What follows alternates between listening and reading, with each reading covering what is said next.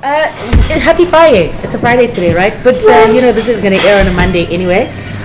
We know him through house music, and he has brought us the finest, the best jams in SA. I don't think he is no longer SAN, if there's such a word. But he was not originally from here, but he is now a part of us. Yeah. Harrison Crump, thank you so much. Thank you, man. For hanging out and for taking the time out of your busy schedule to sit and converse on Unfiltered with Birdie. How are you doing this morning? Hey, I'm doing good.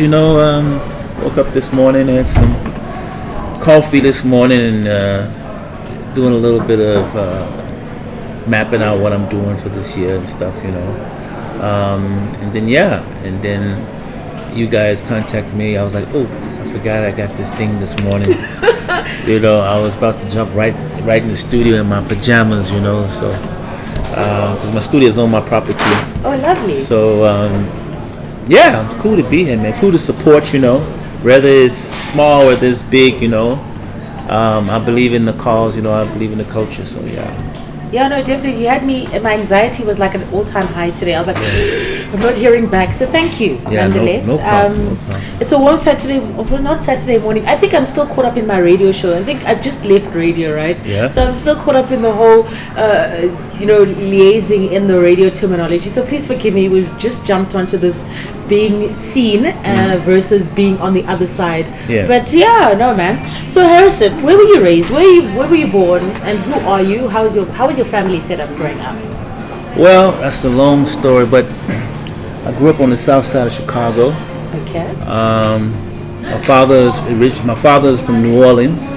He drove to Chicago to find a job, and that's where him and my mother met. They had me in Chicago. Mm-hmm. My mother is originally from Chicago, and my grandparents are from Greenville, Mississippi. Sure. So I grew up all my life in Chicago, on the south side, east, and then I moved west. When I moved, my mother and father got divorced when I was like 7 or 8. So my mother we moved somewhere else. Me and my two sisters. Oh. Okay. They were older than me, and that's when I started going to school. And they got older, and I was going to school by myself. Mm-hmm. And that's kind of somewhat how I kind of got into music, somewhat, because my mother. There was some gangs where we moved that it wasn't the best neighborhood where we moved, which is on 5622 South Woods. It's called the Low End. So when we moved there, my mother's like, listen, boy, I see you like music here and there, but as long as you don't sell drugs, and get into drugs, and use drugs, and get into gangs, I'll let you party, like late. This is a true story. I was like, okay, Ma. I was like 14, 15. This is when house first kind of started, in Chicago. Mm-hmm. And I'm like, all right. So I started hanging out real late, but I'll tell her where I was at. And there's these parties that started when house first started. These parties that started in the basement. That's why they called it house music, because it was in the basement. And I used to go to these parties at the age of 14, 15. Sure. When some of your earlier DJs like Frankie Knuckles and all these guys were starting out, Little Lewis, all these cats in Chicago. And that's basically where my root come from, and this is the early 80s. This is like 82. Sure. Yeah. So I was going to these parties in like 82, 83, and then I started throwing my own parties, small parties in like with you being the DJ, I'm assuming. Yeah, in 84 and stuff like that. So that's where it began. Oh, lovely. So that's pretty much where it grew on you. And at that point, were you just DJing, or were you also starting to play around with sampling or creating your own beats? Or were you doing that kind of thing? Well, in the beginning, I was just throwing some parties and DJing just a little bit, and then I went to high school, and in high school, I was like, okay, I don't know what I'm going to do now. I'm going to just do my high school thing. And then I started writing songs in high school.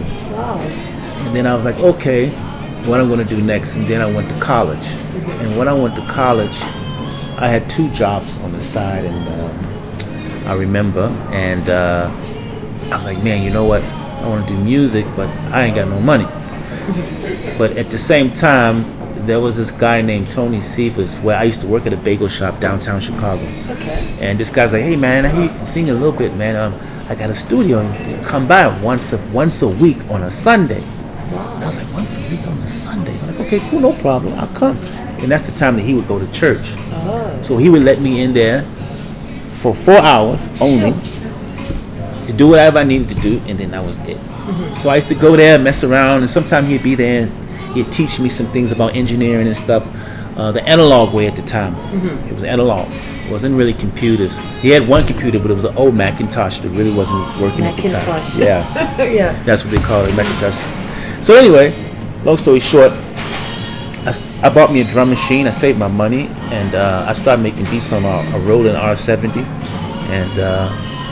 and then I started trying to look for small labels here and there, and I just started making tracks at that time. But I didn't have any deal. I didn't even sell it to anybody yet. I was still working at the bagel shop, and then I started working at a museum of science and industry. It's called a big museum in Chicago called the Museum of Science and Industry.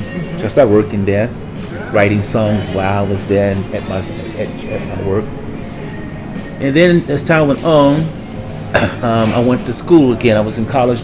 I was back in college for computer science. I was there for about 3 to 4 years. I was in school, and I got a job at a stock market place. So I used to work in the stock market. Sure.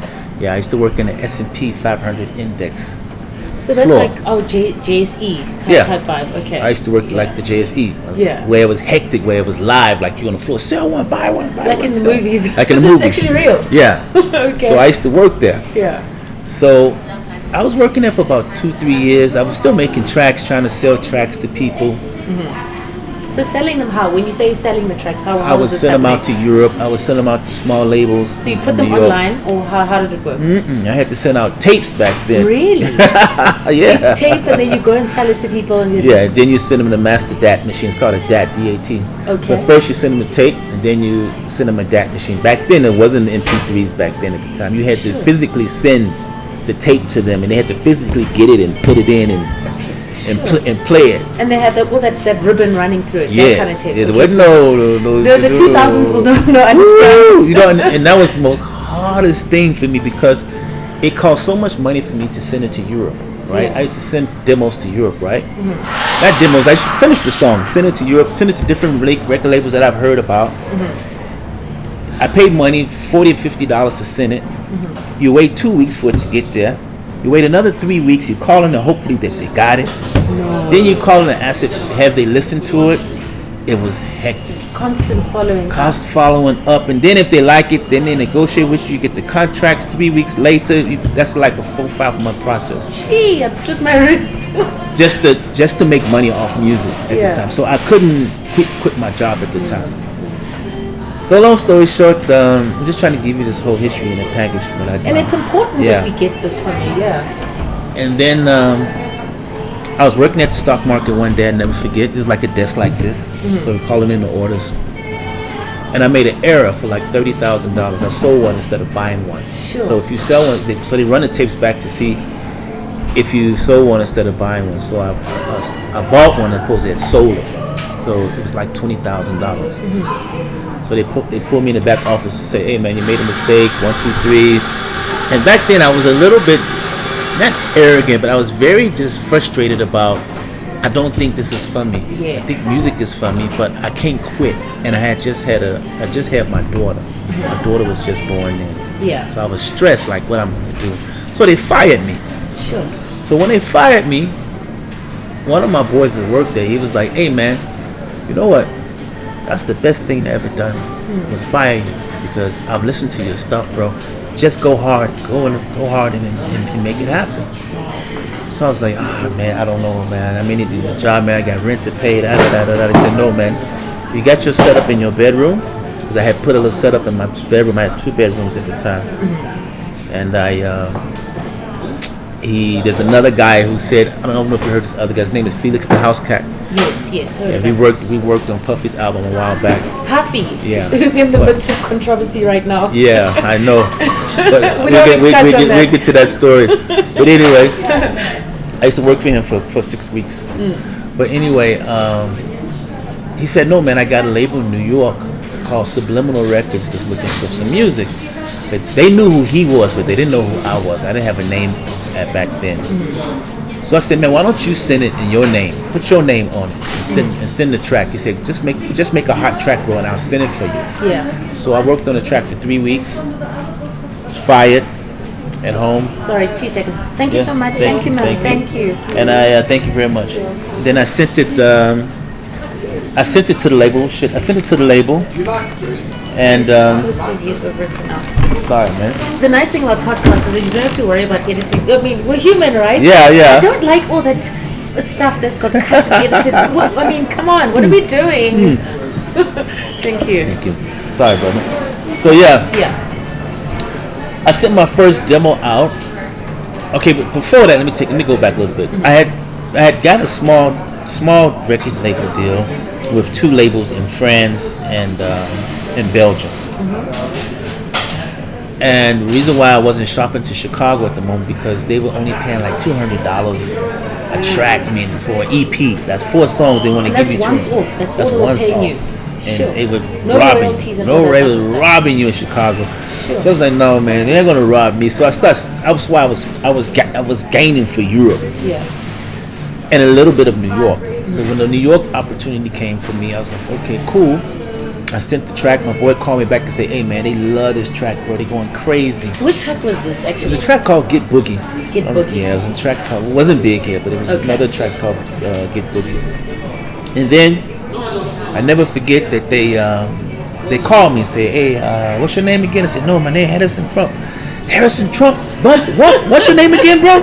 That's it. And I said, no, Crump. Crump with a C. Yeah, with a C. He said, okay, cool, man. We love this track. I mean, how much you want for this track, man? I never forgot. I was on the phone. I was like, no, give me 4.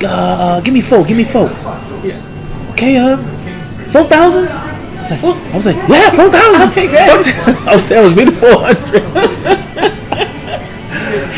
Because you were used to exploitation, so you didn't know what was better. And they paid me $4,000, and I was like, shit.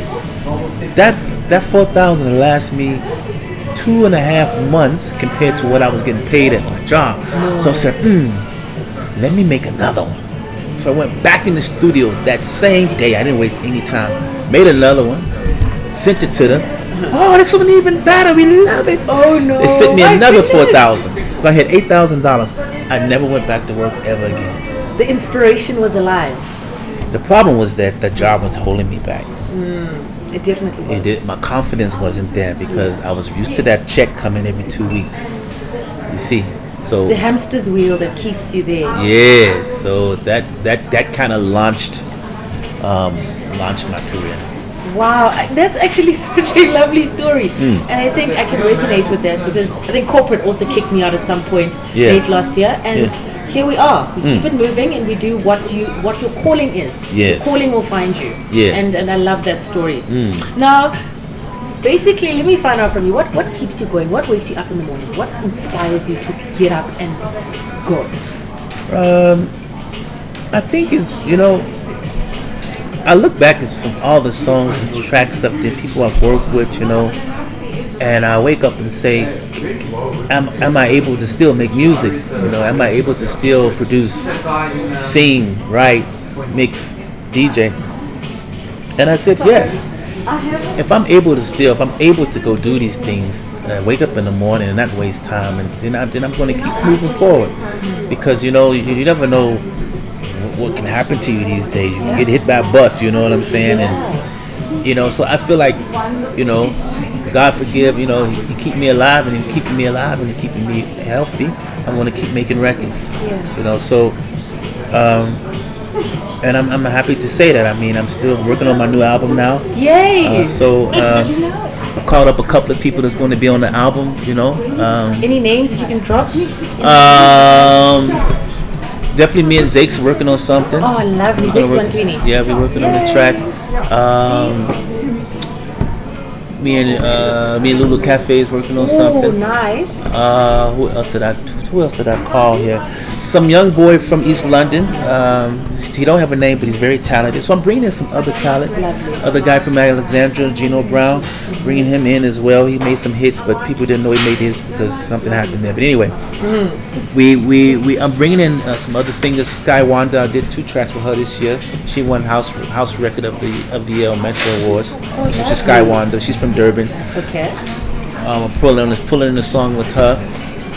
You know, yeah. So I mean, some big guns. I can see this project is going to be massive. We need to push it. And some guys from Europe as well. Terry Hunter. I've heard no Terry Hunter. From Chicago, another house producer. Oh, lovely. So we're gonna work on something as well. So yeah, just I'm reaching there and there for the album. So yeah, I'm trying to make it maybe a 17-track album. Oh, nice. Maybe I'm only 5 or 6 tracks in the album at the moment. How much time are you giving yourself, give or take? Well, if I was like my last couple of albums, I did most of the production by myself. That took me almost 1 year and 8 months.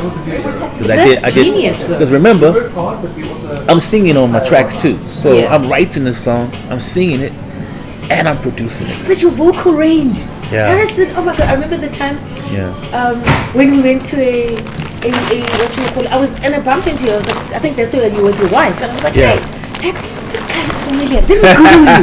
You Google you because you sit on the same table, and I'm like, no man, it's Harrison Crump. It's him. He's here with Master T Rocks and all of them. Yeah. And I think it was so exciting. And to hear you vocalize a track you've done more than 10 years ago, and you do it with the same finesse, same love, same passion. Fam. You are like a whole talent, and I think for me, you're going super, super far. And I think the South African market, more than any other thing, has just like absorbed you. You know, I mean, coming back to the fact that, AKA the late, you know, he covered one of your biggest tracks. Ride was absolutely huge, and it still is. I mean, it's one of those throwback tracks that you listen to good on a bad day. How did that interaction happen? How did that sampling happen when AKA came to you and said, listen, I'd like to sample your track, and it blew up in the hip-hop fraternity? Well, I was working with a couple things, brother. Working with a lot of different cats when I came here. I wasn't living here at the time. I just come in and tour, go back, tour other places. And then another guy that I knew through another guy named Sticky. He came and said, hey man, this new rapper, man, he sampled your track. He wants you to come through the studio 1, 2, 3, man. He's really good, man. Do you got time to come through? I was like, oh, okay, man, but I'm not really into hip hop. But okay, cool. Let's give it a shot, yeah. So I came through. Remember, we was in the parking lot, and the studio was like, go through the parking lot and into the studio. AKA came out. No kidding when I called him in. He's like, hey man, I love you, brother. I mean, I love your work, man. 1, 2, 3, man. I sampled your song. I want you to hear it. So we went in the studio. He played it for me. We listening. I'm like, okay, cool, bro. I mean, all right. Let's chop it up on publishing. I got no problem. He said, yeah, but can I just put my name, 1, 2, 3, you know? I said, hey, no stress. I didn't do anything on here physically while we in the studio. You sampled me. So we just do a publishing split on this thing. No problem, you can put your name on it. You know what I'm saying? Because if I was part of the recording as far as like the new recording, then I would have said no, AKA. It's my name first and then your name second. Which I would have did. So long story short, my publisher from Universal, I had signed a new deal with Universal. They sent me the song, and I was like, "Well, AKA, now you took the loop and you took the vocal. Yeah, I need more money now." The money game. Yeah. So my publisher's like, "No. He's took the whole hook and the music. So that's when you do that, you must pay." Yeah. So I said, so he wasn't that happy about it, but he was like, because I took 70, he took 30. Oh, okay. Of course, I mean, he just jumped on vocally, But I said to him, bro, this song is going to be a hit. You're going to gig off this song. Yeah. You know, and to be honest, I look at it today, you know, that song put him on. Congratulate was It put him on. huge. Because the songs before that, what I heard was, in my opinion, They were it made him average, yeah. Yeah, it made him who he is. But it didn't make him stand out Yes. in the way that Congratulate did. Right. Congratulate put him on. You Yeah. know, no doubt. For what I feel. But those of us who are from the old school, we're like, no, when the song dropped, we're like, no man, this is Harrison Crump. This is Yeah. I'm like, guys, this is Harrison Crump. And then, we obviously don't understand how the logistics work in the back. And it was so super exciting to see the merge happen. But I think no one had really heard the story from your side to see how did this relationship happen. So yeah, I mean, but to be honest, listen, he was very respectful about us doing business together and how we became to talk to each other. He wasn't an arrogant dude. From what people say and stuff like that, I mean, he just wanted to do music, you know what I'm saying? So, bless his soul, just what happens, you know what I'm saying? So, and he actually called me 2 weeks before he passed away, to say, Crump, I'm coming back in the studio with you, let's do this. And, so even with WHP, when we did the song So Amazing, the song we did together, hey man, these guys, I don't know. But, very talented, WHP, very talented as well, dude. Very talented dude, I had great times with him recording and stuff. I still got some stuff I haven't released with him that I produced with him. So can we look forward to maybe something coming out eventually? Not yeah, I got to talk to his people, his family about his people must come to the party. WHP's production and family must come. we want this collabo. We want it. Like hungry, us music, us old school music people. We definitely know what it is that you guys can bring to the table. So, Leah, if that doesn't inspire you, let this conversation be one to inspire you. Yeah. Now tell me, when did you move to SA? In actual fact. Well, you officially maybe 6 to 7 years ago. Because remember, I first came here in 2004, 2003, 2004, somewhere around there. I think maybe 2002, I think. And how I got here, I was in Miami, walking around the music conference that happens in Miami every March. Okay. And this guy walked up to me and he said, "Hey, are you Harrison Crump?" I said, yeah. He said, "Hey, man, your music is big in my country, man." I'm like, "What country are you from, bro?" He said, "I'm from South Africa." I said, "What's your name?" He said, "My name is DJ Mbuso." Oh, Mbuso, okay. And I said, "DJ what?" I couldn't pronounce it. What? Mbuso. I said, "Oh, okay." And he was with one of the other owners of Soul Candy, which was Harrell. Yeah. But it was Harrell and there was Mbuso that owned Soul Candy. Yes. They were partners. And Mbuso, and let me just say this, that I feel that sometimes, right, you must really look deep into like who really did what here. Yeah. And me not being from here, I can see who really did what. And to be honest, I'm doing some Cat Williams shit. To be honest, no. Controversy. But to be honest, Mbuso did a lot for this industry. He did. And now they play him sometime here and there. But he the one that was licensing the records here. He was the one was helping people with compilations and stuff. So when did things fall apart? What do you think caused him to not get the credit that he deserves, or pushed him aside, rather? I mean, he lost a little bit of control. He did a deal with contractual issues. Maybe? Not contractual issues, just personal issues. Probably where he lost at that time. He's better. He's good now, but at that time, so he was the one that brought me over and made me aware that my song "Stump Your Feet" was big here. Yeah. And then I got another email from some other promoters like, "Hey, you know what? Let's book Harrison Crump. Come and do a tour." Yeah. So that's how it all started. From that, I didn't even know my records was doing big because they were getting licensed by Sheer Music, Soul Candy.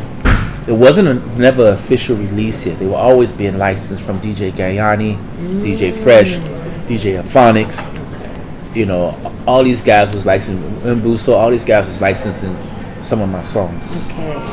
So And Busso made me aware of that, kind of like, oh wow, I don't used to see on my statement. I didn't really look at my statement back. That was young. I was like, hey, you know. But you were balling. The money was coming in, so you was like, yeah, there was some checks coming in here and there. But when you're aware of it, you're like, oh, okay.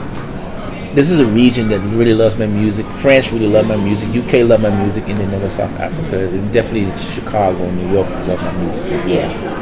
So yeah, that's how I got here. So you settled here. You love it here. Yeah. I know you married and you settled. Yeah.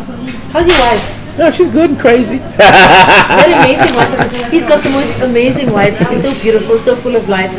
Maybe we'll do a Valentine's special one day with the both of you. Because it's almost the month of love. Maybe we'll do some little something. We have Harrison and his wife. Just give us some, what you call it. What's the glue that actually keeps a relationship together, according to you? What makes it solid? Compromise, I feel. I believe, when you find a wife or you find a husband, it's like buying a used car. So buying a used car. Yeah.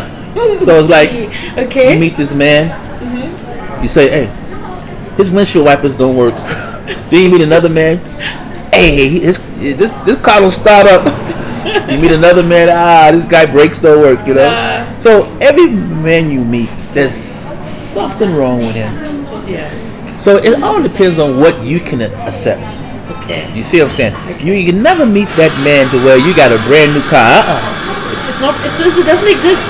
It don't exist. Oh my goodness. Should we just give up on love already? So my advice, because I write songs about this, is that when you meet a man, you say, okay, I can't take a cheating man. I can't take a dirty man. Yeah. I can't take a man that's bad in sex. Yes, no, definitely not. But I can take a man that's his money a little funny, but I can work with him. I like that. I like that. You see? Yeah. And when you get, as a woman and as a man, when you get in that position in your life and you're older now, and you're like, okay, what can I accept and what I can't accept? Then you're able to move forward with that partner. Yeah. Because they can change a little bit, but they won't change completely of their bad habits. Yeah. I won't change completely of my bad habits, but I'm working towards it. Yeah. You know what I'm saying? So that's my opinion. Sure. Yeah. Interesting. Okay, great. Now picking up from the conversation we just had about you were schooling us about what your definition of love is and how to keep the glue together. When you wake up in the morning, okay, let's talk about what keeps you up at night. What's the one thing that is a thorn in your side in general that you wish you could, if you had a magic wand, you would change in this world to make it better for every citizen? That's a big question. I would think definitely healthcare and more research towards cancer, things like that. I mean, at the end of the day, you can't do anything if you're not healthy. Yeah. You can have all the money in the world, all the fame in the world, and you can see that. But if you're not healthy, it's bad. Yeah. So you see people pass away. You see people just getting sick. And you think like, fuck, man. You try your best. Even as a DJ, like there's some times I'm like, man, I'm drinking a lot at these gigs. You know what I'm saying? Coming home, fucked up. I'm like, no, man. If I'm gonna stay healthy, at least I gotta slow down at these gigs. I gotta slow down because now you're drinking there. Now family come over, your friends come over, you want to drink with them, and the drinks are free. Everyone wants to give. Hey, Harrison Crump, I love your song. Here's a drink. Let's have a. There's only so much I can take. Luckily, I don't do drugs. Phew. So now I was like, hey, we just must be healthy. Try our best to be healthy. Because that's all you got left is your health. Picking up from your conversation. Yeah. What's your beverage of choice? Like on a good day, let's say Harrison, like order anything. What is your drink of cognac? Cognac. Yeah, I like cognac and Coke. Okay. Do it like Tupac. Oh, going old school like that. Oh, okay, interesting. Yeah. I thought you were gonna be like a vodka person. You're like, hey, me, I like my Belvedere. Nah, I'm a cognac guy. I love it. Okay. And then in life in general, what are your biggest challenges that you overcame and that made you the bigger man that you are now? What, musically or just personally? Personally. I can say that Chicago, growing up in Chicago with my mother and my sisters, that was a challenge for me to be able to navigate my way out the hood, kind of. Because my mother, she did good for us, but we wasn't rich, we wasn't poor, but we were like a little bit over like not poor, but we were She couldn't get everything that I needed for some certain things, so I had to take charge of being the man of the house. More on the lawn. And you were the youngest, hey? Yeah, What's the age gap between you and your siblings? I got four sisters. Four sisters. I'm here. I got a younger sister, and all three of them was just here. They just left SA. They were here for 10 days. That's why I'm worn out. Oh goodness. But anyway, yeah, that was the challenge because growing up and trying to find yourself in the music industry and trying to get support. And back then, let me tell you, it was so hard to get in the studio back then. So hard to find a proper studio. And it cost money because it wasn't computers back then, really. It was analog. And to have a proper analog setup back then, you had to have money. There was no way you're going to record a track and you don't get at least a 16 track or 24 track analog board to get. You know what I'm saying?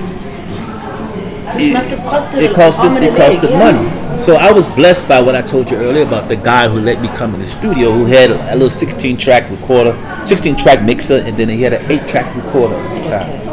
So I was able to get ideas down and make it, then run that into a 2-track, a 2-channel master. So now talking about that, what's the one track that you made, produced, that you still sits highest on your favorites list? Your own track. Ooh, that's a long story. Well, you put heart and soul into it. You're like, this is, if I must go down today, I must be remembered for this song. Which song is that?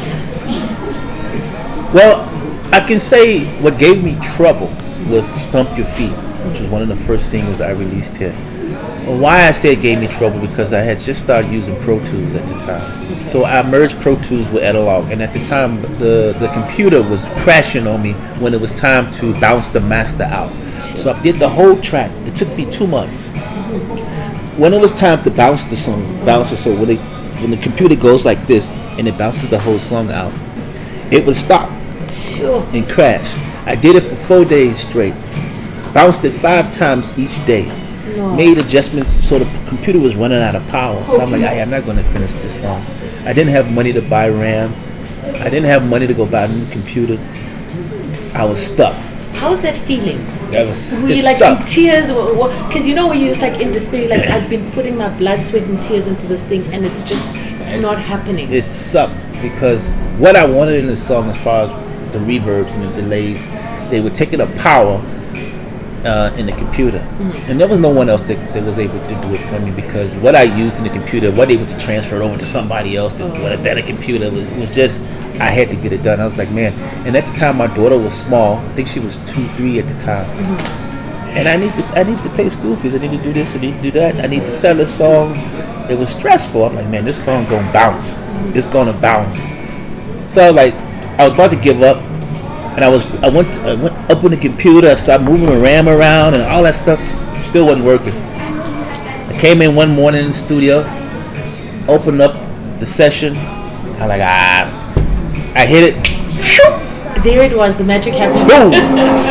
I jumped for joy. I was like, damn, it just worked. Yeah. I don't know what happened, but I can say that song made me have faith. Like, no, it's gonna work. Keep pushing. Don't stop. And that's my whole thing in life. You know what I'm saying? Just don't stop when things are looking bad, real bad. Don't stop in life. Keep pushing, and then you'll find your way towards what you want to do. So. Now talking about that, about pushing, right? Are you a religious person? And do you believe in God? Do you pray when you're at your lowest? What is your religious affiliation? Oh, definitely, I believe in God. I come from the church, My mother, as I said, when she got divorced, she really got born to the church. And we used to go there every Sunday. We used to catch the bus to church. That was one thing I used to hate. But in the winter snow, my mother used to make us stand out there like this, wait for the bus. We're going to God. We go to the church, and we went to a sanctified church. We didn't go to a Baptist. We went to sanctified. Sanctified means you can't wear pants as a woman. You must dress, cover your head. Yeah, all of that. Okay. We went to not cover your head. You just couldn't look, like street vibes. So that music there kind of inspired me with music as well, because the church was so soulful. I remember so many great singers we had at the church. Mm-hmm. So definitely, I was part of the church theme, being what inspired me musically as well. It was a part of it. It wasn't just house came and I loved it. Were you part of the church choir? Never was part of the church choir, but I played the piano a little bit. Yeah. Oh, nice. Okay. Yeah. So, well, long story short, definitely. As far as praying, I mean, I pray in my own way. When things are good, I thank the Lord. It's easier to be thankful when things are and when things are bad, I mean, I do the same thing. You know what I'm saying? So, I mean, just I was thinking about recording artists, how they go through the trials and tribulations of being rich, becoming broke, becoming popular, becoming unpopular. If you don't have that mindset, you can fall very easily. Discipline. I mean, Zahara and Ricky Rigg, AK, all these people. I met and did gigs with all these people. It's just crazy, And I say, you need a strong family behind you. You need a strong wife, if you got a wife, or a strong partner behind you when you're in the music industry, because when everybody's looking up to you, you go to the hood in Soweto, you next thing you know, you're out of Soweto, now you're in Bryanston, and now next thing you know, you're losing your house in Bryanston now. Then you feel embarrassed, you don't want to come, you want to talk about it. It's a mental health issue. It's a mental thing. But when I got to the music industry, I said to myself, Crump, if things are bad, real bad, you're not going to give up. You're going to keep fighting to get back where you need to get to. I made that promise to myself because I already knew that in the music industry, you see people who go broke or this and that, and they mess up their royalties, they sign the bad contracts, after they've been so big, Mm-hmm. So I made that promise, okay, I'm going to try my best to not mess my money over and do the right things. When I get paid nice money, I'm going to do the right things with my money. I just bought this house here where I live at now. Mm-hmm. I bought it during COVID, right? Yeah. And how I did that, I was saving my money, my DJ money. Mm-hmm. I was like, no, I'm going to save my money. You didn't spend it, I didn't spend it. Putting it away. I was wearing my same shirt, same gig. You're like, I'm just here for the job.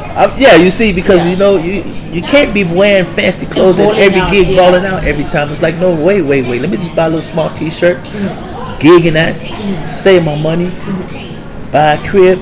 And when I bought this crib, it was a fixer-upper. It was a nice crib, but I fixed it up. Yeah. I didn't go to Bryanston and spend $6 million. That's a smart idea. I didn't do that. I was like, no. Then now I'm subjective to whoever called me for a gig, I gotta go do that gig. Yes. I gotta go gig and pick and pay now. In the meat, I'm in the meat section. I'm telling you. Yeah. Because you gotta pay the bills. You're like, hey, I got this house, I'm paying $50K a month. Now I need that money. I'm drowning. Yeah. So I had to make the decision, no. I'm not gonna buy a high-end car. I get a nice little ride. Yes. Keep it tidy. And that's the problem with some artists. They don't keep it tidy. They see that money coming in when they first blow up, and then. Yeah, I think it's also the education. They're not used to money, and I think most of them come from impoverished homes. And when you see money, they've never taken you through the school of how to manage your accounts or what to do, what to save, and we don't know about that. So I think for them, they see it, and it's just like, oh my goodness, now I can buy all the stuff that I've never had. And I think that it would be important, I think, to have people like yourself to also, have these conversations when you get the platform, to just educate them and say, listen, when the money comes, don't let it steer you off of the beaten path. Just stay on it, save where you can, and maybe it'll drill into them, and then they'll be able to make better decisions, for the upcoming youth that are coming, who are inspired by people like yourself. Definitely. I feel like the thing is that when you jump in the music industry and you sign these contracts and stuff, people don't understand that they do say to you, find your lawyer and have your lawyer look over it, get back to us. What you sign is what you sign. You can't say you've been robbed. Sure. They give you an advancement. Your advance is your advance, and then they in the business to make money. Sure. I hear some of these cats like, man, I want my masters back. You know what, bro? You wouldn't be nowhere without the label in the first place. They signed you, they promoted you, they put you there. You signed the deal. Now you want to cry now because now your money's not looking that great because now there's another rapper. There's another who's better than you. He's better than you. Now you're not selling what you used to. Your publishing checks ain't what they used to be. And that's how it goes. You must, when you're making money, you must take that money and do something with it. But open up a business, do this, do that, do this, do this. You can't just sit there and think that your checks, your publishing checks, or your royalty checks is going to be the same thing as it was when you were on top. It will never happen. You know what I'm saying? So I looked at that. Luckily, I started making money in my early 30s, like not in my 20s. 20s, I was still struggling. My early 30s, I started making money, and I learned from the people that was in their 20s. That was bigger than me at the time. That was gigging and all this stuff, and how they were messing up their money. So I was like, man, whenever I get to start making some money, I'm gonna take my direction a different way, a different approach on how I do things. So, and watch myself when it comes to drugs. And women and taxes. You never lose money. You never lose women chasing money, but you always lose money chasing women. I'm telling you. There it is. I'm telling you, Okay. Yeah. But Harrison, thank you. You know what? I think it has been an honor. Yeah. I know SA is going to be so excited to see this interview and get to see another side of you. I think we always see you on the decks. Yeah. And Google doesn't say very much about you, so it's always nice to just get some insight on you. Thank you so much for spending the time with us and for hanging out with me on the Unfiltered with Birdie. Yeah. And definitely, after you drop, when are you dropping? Let's actually look forward because we want to put it in the bio and we push whatever's coming up. Let us know. What are we looking forward to? We're definitely releasing the album. Let me be honest about the timing. I'm looking at maybe August. I'm dropping this album. Singles? September. In the meantime? Single? Probably singles in August and the album in September. Okay. Yeah, it's just because I want to just try to get it right. And so dropping it, doing my thing, doing some gigs here and there. Releasing with Sony Orchard now as far as my distribution deal that I got at the moment. I've been releasing a couple of artists off my label. Some people from Durban, a young girl from Durban who's like 15. Some cats from here as well. Been releasing some of their new music as well. So I have been supporting a lot of South African producers, singer-songwriters as well. And I've kind of handpicked them to feel like, hey, this guy got talent or this girl got talent. You know what I mean? Let me put my hands in that as well. So they like I'm taking from South Africa. I'm giving it back to you. You're definitely giving back. But we're going to look out for all your stuff. We're going to send you. You'll obviously let me know so I can put it on the bio. Yes. And then we can spread the word. Yes. But until then, we're going to catch you on the flip side. Thank you so much for hanging out. It has been a pleasure. Right. You know what it is. Yeah. But we'll chat. We might bring some talent your way. Yeah. Bring them into studio. You have their gifted or not, but the road is long. May God be good to you. May all the goodness happen in your life. Thank you. As we say, ngesizulu makhanye, makwande, makuvuleke. Always and every day, all the goodness, man. Thank you, Harrison. Thank you. Chowza. Ciao. It's a wrap. Birdie is signing out.